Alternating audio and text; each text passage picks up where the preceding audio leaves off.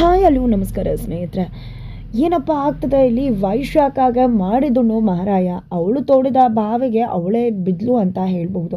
ಹಾಗಿದ್ರೆ ಅಂಥದ್ದು ಏನಾಯ್ತಪ್ಪ ಇಲ್ಲಿ? ವೈಶಾಖನ ಕಾಪಾಡೋದಕ್ಕೆ ಬರ್ತಾರ ಯಾರಾದರೂ ಆಪದ್ ಬಾಂಧವರು, ಜೊತೆಗೆ ಮನೆಗೆ ಬರ್ತಿದ್ದಾರೆ ಅತಿಥಿ. ಏನಿದು, ಏನು ಕತೆ ತಿಳ್ಕೊಬೇಕು ಅಂದರೆ ಈಗಲೇ ನಮ್ಮ ಈ ಚಾನಲ್ನ ಸಬ್ಸ್ಕ್ರೈಬ್ ಮಾಡಿ, ಹಾಗೆ ಒಂದು ವಿಡಿಯೋವನ್ನು ಪೂರ್ತಿಯಾಗಿ ನೋಡಿ.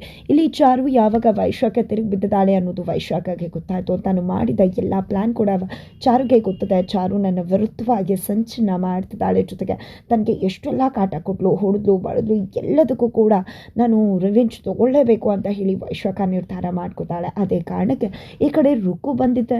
ಏನಕ್ಕ ಇದು, ನಿನ್ನ ಹಠ, ನಿನ್ನ ಚಟ, ಅವಳ ಹಠ, ಎರಡರ ನಡುವೆ ಯಾವ್ದು ಗೆಲ್ಲುತ್ತೆ? ಖಂಡಿತವಾಗ್ಲೂ ಅವಳ ಹಠದ ನಡುವೆ ನಿನ್ನ ಚಟನೇ ಗೆಲ್ಲಬಹುದು. ಒಂದು ಪಕ್ಷ ಅವಳು ನಿನ್ನ ಚಟವನ್ನು ನೋಡಿ ರೋಸಿ ಹೋಗಿ ನೀನು ನಾಟಕ ಮಾಡ್ತಿದ್ಯಾ ಅನ್ನೋ ವಿಶ್ವನ ತನ್ನ ಹಠ ಬಿಟ್ಟು ಮನೆಯವ್ರಿಗೆ ಹೇಳಿದ್ರೆ ಏನು ಮಾಡ್ತೀಯಾ? ನೀನು ಸಿಕ್ಕಾಕೋತಿಯಲ್ಲ ಅಂತ ಕೇಳ್ತಿದ್ದಾಳೆ ರುಕ್ಕು. ಅದಕ್ಕೆಲ್ಲ ಅವಕಾಶನೇ ಇರುವುದಿಲ್ಲ ರುಕ್ಕು, ನೀನೇನು ಯೋಚನೆ ಮಾಡಬೇಕಾಗಿಲ್ಲ. ಆಲ್ರೆಡಿ ನಾನು ಅವಳಿಗೆ ಮಸ್ತ್ ಪ್ಲ್ಯಾನ್ ಮಾಡಿದ್ದೀನಿ. ಏನು ಅನ್ಕೊಂಡ್ಬಿಡ್ತಾಳೆ ಅವಳು, ನೋಡ್ತಾರು ಏನಾಗತ್ತೆ ಅಂತ ಹೇಳ್ತಿದ್ದಾರೆ. ಏನಕ್ಕ ಮಾಡ್ತಿದ್ಯಾ ಅಂದಾಗ, ಇವತ್ತು ಸಂಕ್ರಾಂತಿ ಹಬ್ಬ ಅಲ್ವಾ, ರಾತ್ರಿ ಪೂಜೆಗೆ ಸೂತ್ರಪಾಲಕರು ಬರ್ತಾರೆ. ಅವರು ದೇವಸ್ಥಾನದಲ್ಲಿ ಕೆಲಸ ಮಾಡ್ತಿರ್ತಾರೆ. ಈ ವರ್ಷದ ಹಬ್ಬದ ದಿನ ಬರ್ತಾರೆ. ಅದರಲ್ಲಿ ಒಬ್ಬರು ಮೈ ಮೇಲೆ ದೇವರು ಬರುತ್ತೆ. ಅವ್ರು ಒಂದಷ್ಟು ಪಾಠಗಳನ್ನ ಹೇಳ್ತಾರೆ. ಬಟ್ ಇವತ್ತು ಸೂತ್ರಪಾಲಕರು ಬರ್ತಾರೆ, ಬಟ್ ಅವ್ರು ನನ್ನ ಕಡೆಯವರಾಗಿರ್ತಾರೆ. ಅದ್ರ ಮಧ್ಯದಲ್ಲಿ ಬರೋ ಒಬ್ಬ ವ್ಯಕ್ತಿಗೆ ದೇವರಲ್ಲ ದೆವ್ವ ಬರುತ್ತೆ.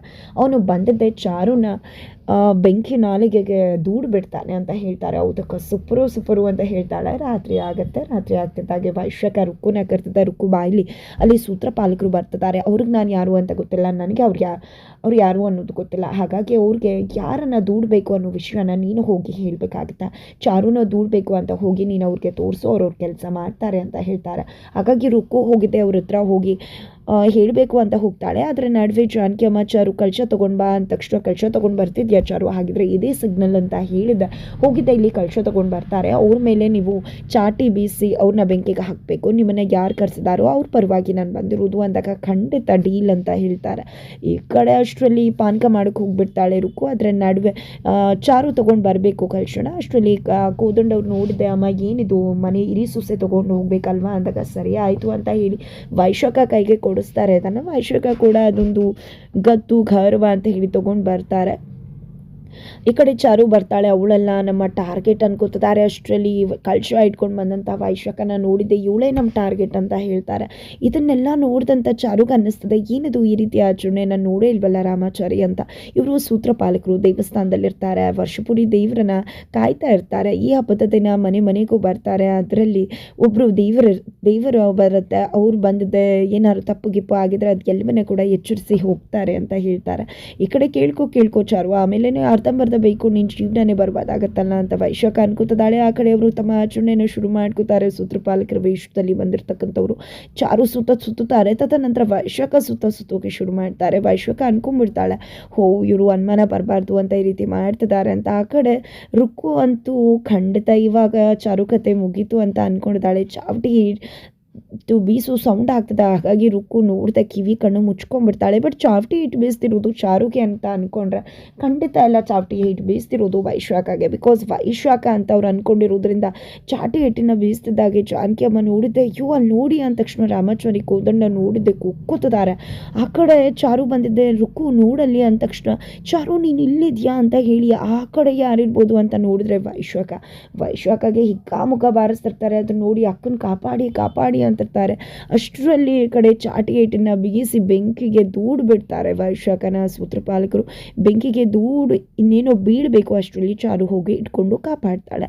ತದನಂತರ ಕಟ್ ಮಾಡಿ ನೋಡಿದ್ರೆ ಎಷ್ಟೆಲ್ಲ ಬರೀ ಬಂದಿದೆ. ಹೀಗೆಲ್ಲ ಹೊಡೆದ್ರಪ್ಪ, ನಾನೇ ಕರೆದು ಹೊಡೆಸ್ಕೊಂಡು ಹಿಂಗೆ ಆಯ್ತಲ್ಲ ಅಂತ ಅನ್ಕೋತಿದ್ರೆ ರುಕ್ಕು ಬಂದಿದ್ದೆ. ಅಕ್ಕ ಟ್ಯಾಬ್ಲೆಟ್ ತೊಗೊಂಡಾಗ ಏನು ಟ್ಯಾಬ್ಲೆಟ್ ತೊಗೋತಾರೆ, ನಿನ್ನಿಂದಾನೇ ಇಷ್ಟೆಲ್ಲ ಆಗಿತ್ತು, ನಾನು ಹೇಳಿದ್ನ ನಿನಗೆ, ಏನು ಹೇಳ್ದೆ ಹೋಗಿ ನೀನು ಅವ್ರಿಗೆ ಅಂದಾಗ, ಅಯ್ಯೋ ಅಕ್ಕ ಕಳಶ ತೊಗೊಂಡು ಬರೋರಿಗೆ ಹೊಡೀರಿ ಅಂತ ಹೇಳಿದೆ, ಆದರೆ ನಿನ್ಗೆ ಯಾಕೆ ಹೊಡೆದ್ರು ಅಂತ ನನಗೆ ಗೊತ್ತಿಲ್ಲ ಅಂತ ರುಕ್ಕು ಹೇಳ್ತಾಳೆ.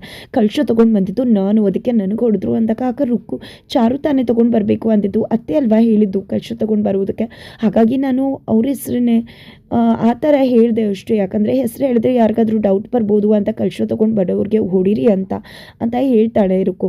ಹೌದೌದು, ನನ್ನ ಗಂಡನಿಂದನೇ ಇಷ್ಟೆಲ್ಲ ಆಗಿದ್ದು. ಮೊದಲನೇ ಮನೆ ಏರಿ ಸೊಸೆ ಅದನ್ನು ತೊಗೊಂಡು ಹೋಗಬೇಕು ಅಂದಾಗ ನಾನು ಕೂಡ ಗೌರವ ಅಂತ ಅಂದ್ಕೊಂಡು ತೊಗೊಂಡು ಬಂದೆ ಅಂತ ಹೇಳ್ತಾರೆ. ಗೌರವ ಅನ್ನೋಕೆ ಹೋಗಿ ಇಡೀ ಕೈ ಕಾಲನ್ನೇ ಬೊಬ್ಬೆ ಬರ್ಸ್ಕೊಂಡಿಯಲ್ಲಕ್ಕ ಅಂತ ಹೇಳ್ತಿದ್ದಾರೆ. ಸರಿ ಆಯಿತು ಟ್ಯಾಬ್ಲೆಟ್ಸ್ ತಗೋ ಅಂತ ಹೇಳ್ತಾರೆ. ಆದರೂ ಅಕ್ಕ ನೀನು ನಿಜವಾಗ್ಲೂ ಏನು ಮಾಡ್ತಿದ್ಯಾ, ನಿಜವಾಗ್ಲೂ ಚಾರು ನಿನಗೆ ಹೇಗೆಲ್ಲ ಮಾಡಿಬಿಟ್ರು ಅಂತ ಹೇಳ್ತಿದ್ರೆ ಈ ಕಡೆ ಖಂಡಿತ ಇದಕ್ಕೆ ಹತ್ತುಪಟ್ಟು ಕೊಡೋದೇ ಬಿಡುವುದಿಲ್ಲ ಅಂತ ಚಾರು ಹೇಳ್ತಾಳೆ. ಅದು ಸಾರಿ ವೈಶ್ವಕ ಹೇಳ್ತಾರೆ. ನಂತರ ಈ ಕಡೆ ಚಾರು ಪಾಪ ಅಕ್ಕಂಗೆ ತುಂಬ ನೋವಾಗ್ತಾ ಇರುತ್ತೆ ಅಂತ ಹೇಳ್ತಿದ್ದಾರೆ. ಹೋಗಿ ಮಾತಾಡ್ಸ್ಕೊಂಡು ಬರ್ತೀನಿ ಅಂತ ಚಾರು ಬಂದರೆ ಆ ಕಡೆ ರಾಮಾಚಾರಿ ಏನಕ್ಕೆ ಸೂತ್ರಪಾಲಕರು ಈ ರೀತಿ ಮಾಡಿದ್ರು, ಎಂದು ಕೂಡ ಈ ರೀತಿ ಮಾಡ್ದವ್ರೆಲ್ಲ ಕೇಳಿದ್ರೆ ಏನೂ ಕೂಡ ಹೇಳಲಿಲ್ಲ ಅಂದಾಗ ಜಾನಕಿ ಅಮ್ಮ ಆ ರೀತಿ ಯಾಕೆ ಅನ್ಕೋತೀಯ ರಾಮಾಚಾರಿ, ಇಲ್ಲಿ ವೈಶ್ವಕ ಗೊತ್ತಿದ್ದು ಮಾಡಿದ್ಲು ಗೊತ್ತಿಲ್ಲದೆ ಮಾಡಿದ್ಲು, ಮನೆಯವರಿಗೆ ತುಂಬಾ ತೊಂದರೆ ಮಾಡಿದಾಳೆ, ಅದಕ್ಕೆ ಪಾಠ ಕಲಿಸಿರ್ಬಹುದೇನು ಅಂತ ಹೇಳ್ತಾರೆ. ಆ ಕಡೆ ವೈಶ್ವಕ ಇರ್ತಾಳೆ, ಚಾರು ಹೋಗಿದ್ದೆ ನಿನ್ನನ್ನು ನಾನು ಯಾಕೆ ಕಾಪಾಡಿದೆ ಅಂತ ಗೊತ್ತಾ, ನಿನ್ನನ್ನು ಸುಡೋದಲ್ಲ ನನ್ನ ಉದ್ದೇಶ ಇದ್ದಿದ್ದು, ನಿನ್ನನ್ನು ಮನಸ್ಸನ್ನು ನಿನ್ನ ಬುದ್ಧಿನ ಬದಲಾಯಿಸೋದು ಅಂತ ಹೇಳ್ತಿದ್ದಾರೆ. ಜೊತೆಗೆ ನಿನ್ನ ಆಟಕ್ಕೆ ಸರಿಯಾಗಿ ಗುಣ ಕೊಟ್ಟಿದೆ ದೇವರು, ಎಷ್ಟೆಲ್ಲ ಆಟ ಆಡಿದೆ ನೀನು. ನಿಜ ಹೇಳಬೇಕು ಅಂದರೆ ನನಗೆ ಜೀನೋಳ ಕಟ್ಸೋಕೆ ನೋಡಿದೆ, ಬೆಂಕಿ ಹಾರಿಸೋಕೆ ನೋಡಿದೆ, ಆದರೆ ಇವತ್ತು ನೋಡು ನೀನು ಹೇಗೆ ಅನುಭವಿಸ್ಕೊಂಡು ಸಾಯ್ತಿದ್ಯಾ, ಇದನ್ನೇ ಅಲ್ವಾ ಹೇಳೋದು ಕರ್ಮ ಫಾಲೋಸ್ ಅಂತ ಹೇಳಿ ಚಾರು ಅಲ್ಲಿಂದ ಹೋಗ್ತಾಳೆ. ತದನಂತರ ಬೆಳಗ್ಗೆ ಆಗುತ್ತೆ. ನಾಣೇಶ್ವರಗಳು ಕೃಷ್ಣ ಎಲ್ಲರೂ ಕೂಡ ಮನೆಗೆ ಬಂದಿದ್ದಾರೆ. ನಾಣೇಶ್ವರಗಳಂತೂ ಫುಲ್ ಖುಷಿಯಾಗಿದ್ದಾರೆ. ಜಾನಕಿ ಬಾಯ್ಲಿ ಅಂತ ಹೇಳಿ ಕರೆದಾಗ ಎಲ್ಲರೂ ಕೂಡ ಬರ್ತಾರೆ. ಇವತ್ತು ನನ್ನ ಗುರುಗಳು ಬರ್ತಿದ್ದಾರೆ, ನನಗೆ ಎಷ್ಟು ವರ್ಷಗಳಿಂದ ಕಾಯ್ತಿದ್ದೆ ಅವರ ಪಾದಸ್ಪರ್ಶ ಆಗಬೇಕು, ಪಾದಪೂಜೆ ಮಾಡಬೇಕು ಅವ್ರದನ್ನ ಅಂತ. ಆದರೆ ಫೈನಲಿ ಅವರು ನಮ್ಮ ಮನೆಗೆ ಬರ್ತಿದ್ದಾರೆ, ತುಂಬ ಖುಷಿ ಆಗ್ತದೆ. ನಿನ್ಗೆ ಗೊತ್ತದೆ ಅಲ್ವಾ, ಅವ್ರಿಗೆ ಹದವಾಗಿ ಅಡುಗೆ ಮಾಡಬೇಕು, ಅವ್ರಿಗೆ ಒಂದು ಚೂರು ಏನೇ ಹೆಚ್ಚು ಕಡಿಮೆ ಆದರೂ ಕೆಂಡಾಮಂಡಲದಂಥ ಕೋಪ ಬಂದುಬಿಡುತ್ತೆ.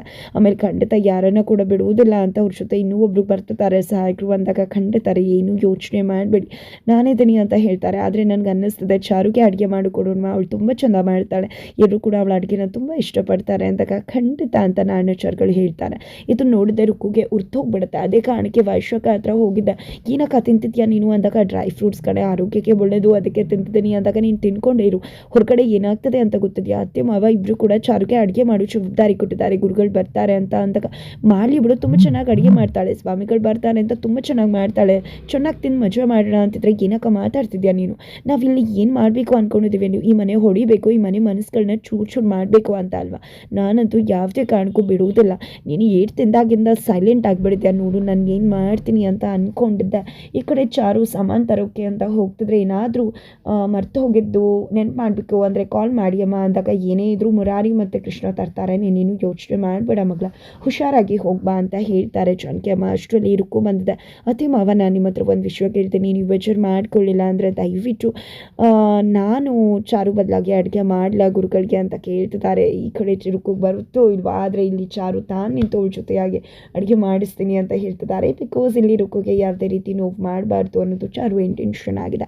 ಹಾಗಿದ್ರೆ ರುಕ್ಕು ಪ್ಲ್ಯಾನ್ ಏನಾಗಿರ್ಬೋದು, ಯಾವ ರೀತಿಯ ಒಂದು ಪ್ಲ್ಯಾನನ್ನು ಆಕೆ ಮಾಡಿಕೊಡೋದಾಳೆ, ಯಾವ ಕಾರಣಕ್ಕೆ ಅಡುಗೆ ಮಾಡ್ತೀನಿ ಅಂತ ಹೇಳಿದಾಳೆ, ಇದ್ರ ಹಿಂದೆ ಖಂಡಿತವಾಗ್ಲೂ ಮತ್ತಿನ್ನೇನೋ ದೊಡ್ಡ ಒಂದು ವಿಷಯನೇ ಇರುತ್ತೆ. ಇದ್ರ ನಡುವೆ ಮನೆಗೆ ಬರ್ತಿರೋ ಗುರುಗಳು ಯಾರು ಅನ್ನೋದನ್ನು ತಿಳ್ಕೋಬೇಕು ಅಂದರೆ ಇಲ್ಲೇ ನಮ್ಮ ಈ ಚಾನಲ್ನ ಸಬ್ಸ್ಕ್ರೈಬ್ ಮಾಡಿ, ಮುಂದಿನ ವೀಡಿಯೋಗೆ ವೇಚ್ ಮಾಡಿ.